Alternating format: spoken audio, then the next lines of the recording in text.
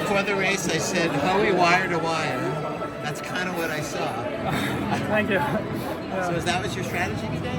No, I was thinking maybe I'd kind of go out behind someone, but I wanted to get out in at least 50.5, so I was feeling good today, and that kind of just put me in the front. So I was like, I might as well take it. I mean, if I say run with confidence, I got to do that. So yeah, I'm excited.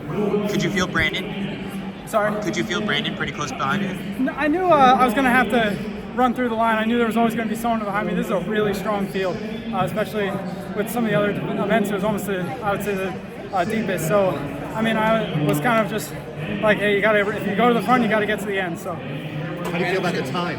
I was pretty shocked, if I'm honest. I wasn't that shocked after Melrose, but I was doing strides there. I'm like, man, I feel really good. So, yeah, I think first round yesterday was good to kind of just get activated, and then I was ready to rip. So, you're number 2 all-time now indoors behind only Wilson Kipketer. So, what does that mean to you? I mean, it's a long season, so I've just got to keep this momentum going. Sorry. What would you say to some people? Your improvement is so amazing. Some people think it's too good to be true. Like, does that bother you? No, it doesn't. I mean, the people who have been around me for a long time know what's been going on. So, my coaches know a lot about track. I know a lot about myself, and so the people can speculate on that, and that's fine. But they don't know as much as we do. Did you talk to Justin before the race? What did he tell absolutely. you? Yeah, Justin and I kind of came to an agreement last summer of like, hey, I'm just going to let you dictate the race tactics from now on. So, so I just kind of talked to him about how I'm feeling, and then just kind of go and run. How does he watch it? Like, can he watch it to see? Like, how does he watch his race? So sometimes if he's able to watch, he will, but other times he'll wake up in the middle of the night just to watch the live split. So one of the most dedicated people on track I've ever met. So does that feel like the best way for you to run moving forward is at the front? I don't think so. I mean, I'd prefer not to run at the front, but I also take a lot of inspiration from guys like Jakob, where it's like, if you want to run fast, you got to do it by yourself. So like I think that come outdoors, I'm hoping to get into meets where I won't be the favorite, and I'll have to really kind of demonstrate some discipline and run behind people, and I'm excited to do that. You're running world indoors meets? I'm planning on running world indoors. Yeah. How do you like your chances there? I mean, I'm going in and trying to give it my all.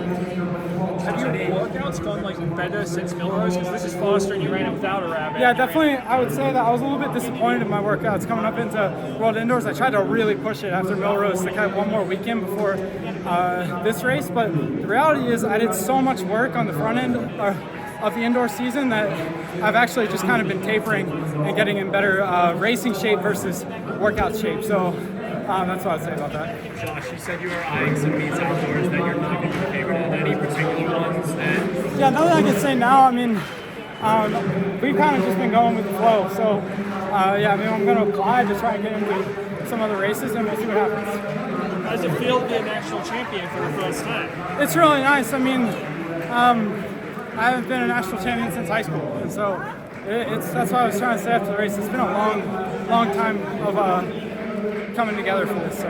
And have you added anything this indoor season compared to what you were doing outdoors last year? Or is it pretty much the same sort of? I'd say that we've really ramped up the volume. So we kind of changed our strategy after indoors last year. Started doing a lot more runs.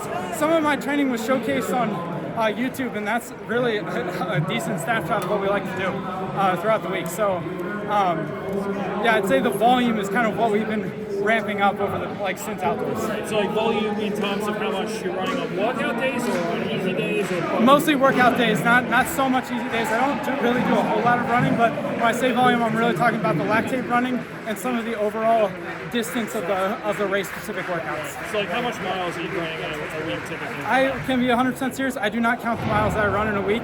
I would estimate about 65.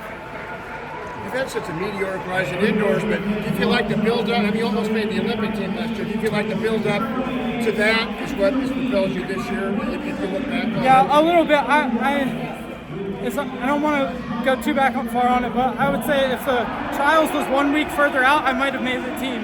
And the reason is because I had basically gotten sick right at the beginning of June, and it really kind of threw off that thing. But that's why I was going to this year, I want to be able to try and prove some of my talent before going out and saying something like that. But yeah.